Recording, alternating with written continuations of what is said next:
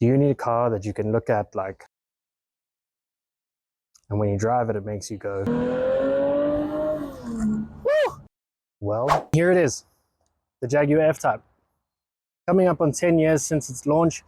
You would never say so looking at it, but it's arguably one of my favorite cars. It looks gorgeous, it sounds gorgeous, and to be honest with you, it drives gorgeous. This particular F-type was lent to me by the folks here at Shelby Auto.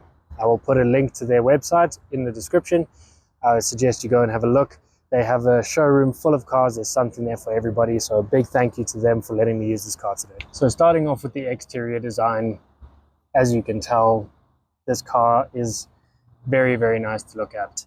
The designers clearly knew what they were doing. They were clearly trying to make a car that looks like it's trying to attack the road. I don't get much Jaguar from this, to be honest. I get more of a shark, I think, with the gills and fins and all the creases everywhere. That's what I get from this.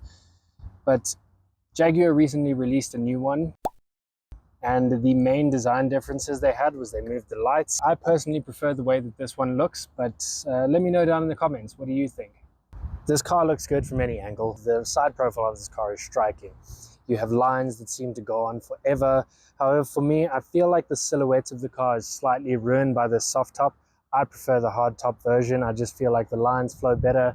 You get a straight, nice flowing line from the windscreen all the way through to the tail. It really emphasizes the wide haunches when it's in a hard top. But, you know, some people like to put the roof down, let the wind flow through their hair. But what do you think? Do you think it looks better with the hard top? Or do you prefer this in the convertible soft top? And then coming around to the rear, you have these massive open exhausts here. They make a phenomenal noise.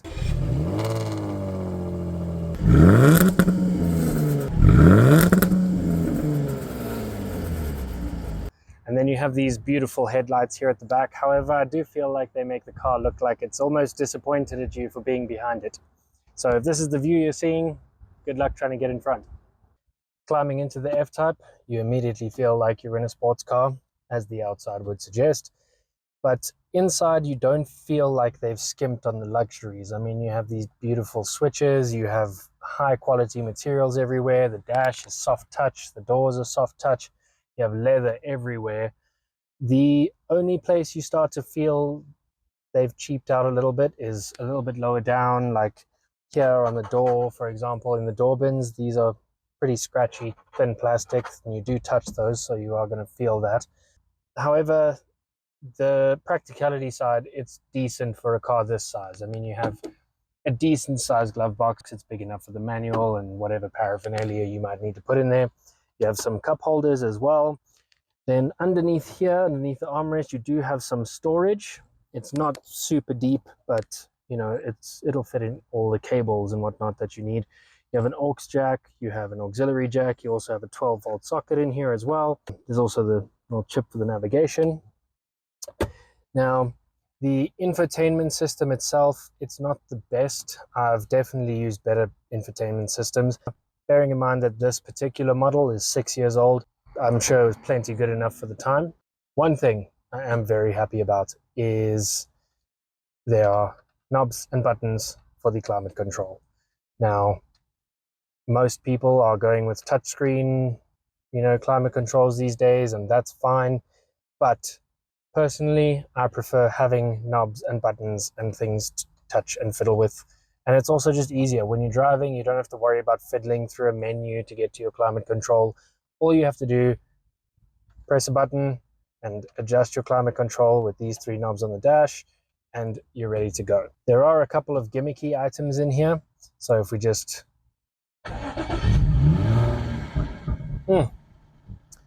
never gets old. If you do put the climate control on, the vents raise from down under to reveal themselves. A bit pointless, but it's one of those things that makes you look at it and go, hey, nice. And then this net, I'm not entirely sure what it's for. It wouldn't be able to hold much. Maybe you put the key there or something, I'm not sure. But other than that, the interior, there's bronzed switches, there's some nice materials in the dash, the lining. It's all a very nice place to be. Now, of course, no car is perfect.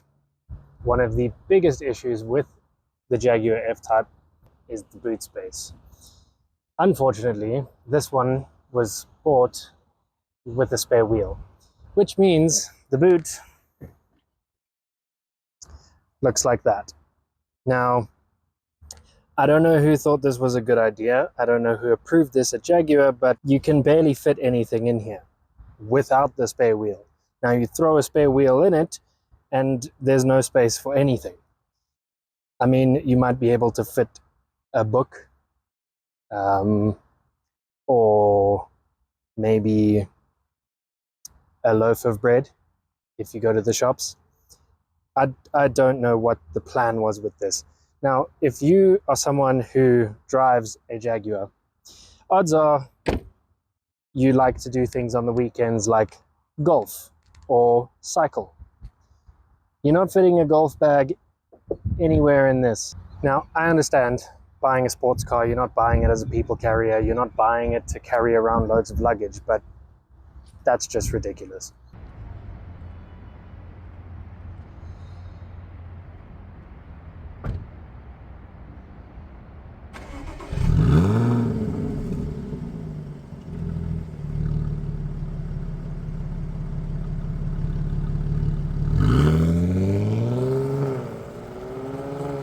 And now we move on to the reason you buy a Jag: driving it. Now, first thing you notice is all this thing wants to do is pull you all over town. Now, when you put your foot down, woo, it rockets you forward, it screams at you, it shouts at you, but you know it likes it. Now, you can wring the neck of this car to kingdom come and it'll just turn around and thank you for it. This car is a dynamic dream. The one thing you do notice very quickly is the ride itself is very harsh. It's definitely made to feel like a sports car. It jiggles you around a lot. You constantly feel like your brain is shattering around, but there is an easy solution to this, and that is to just drive it quickly. Because thankfully,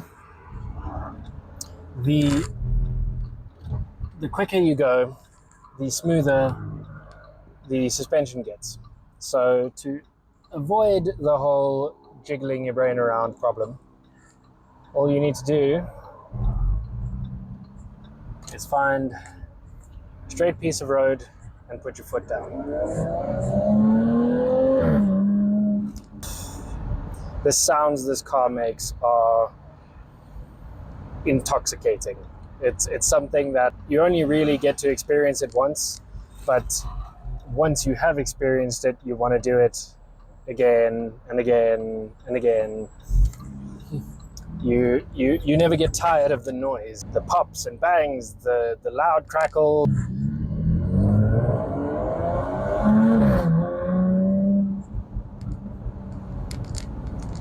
I mean, just listen to that. Like I say, it never gets tiring. It's actually quite addictive. And aside from the hard suspension, being in the nice interior that you're sitting in, it doesn't feel like you've been shortchanged from looking at the beautiful exterior to getting into the beautiful interior. Everything feels like it's well put together, and you know, it's comfortable enough to be a nice cruiser. The turning circle, it's actually quite small for a car that's as surprisingly long as this one is. In terms of fuel consumption, the stated fuel consumption is around 12 liters per 100 Ks, but when you have a car that constantly makes you want to just do that, I doubt you're going to be getting anywhere near that number. I think you're looking more at around 30 liters per 100 Ks, if I'm honest. But it's definitely worth it. It's totally, totally worth it. I could drive this car all day. Now, most cars have one loud button, and that's your right foot. This car has two. See, if you push this little button right here, you engage the sports exhaust. Now, that just makes it louder. And to be very honest with you, I wouldn't drive it without the sports exhaust on.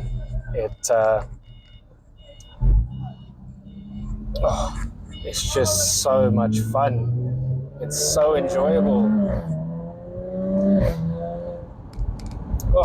Could do that all day. I mean, slowly but surely running out of range here, but it's worth it.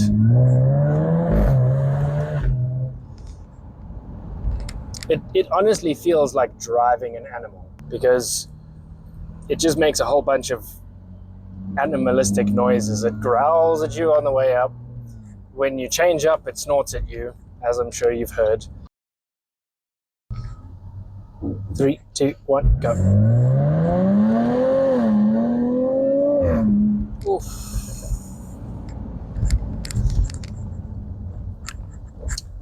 Now, is it fast? Yes. Does it feel very fast? Yes. However, it's not terrifying. You don't feel like it's trying to throw you off the road. You don't feel like it's trying to tear your head off. It's not tear your head off quick. It's definitely fast enough, but it's not supercar fast. It's definitely sports car fast, which to me is actually a positive, for the simple reason of it makes it manageable. What they've done with it is, yes, they've made it loud. Yes, they've made it crazy. Yes, they've made it brash. And it's a car that you can't help but turn your head when one drives past. But it's also a car that's accessible.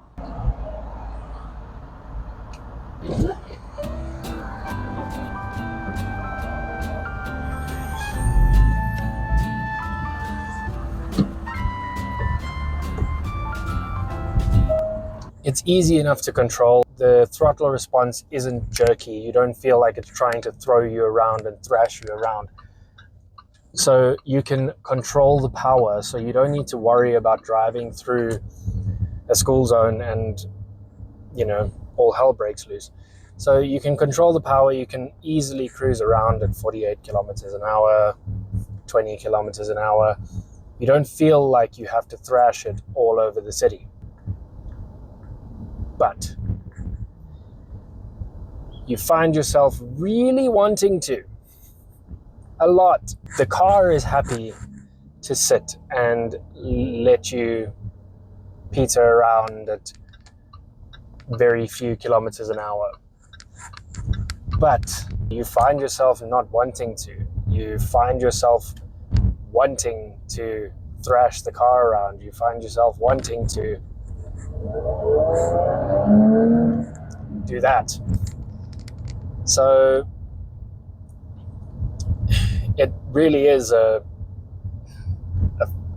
phenomenal driving experience. So what is my verdict on the Jaguar F-type?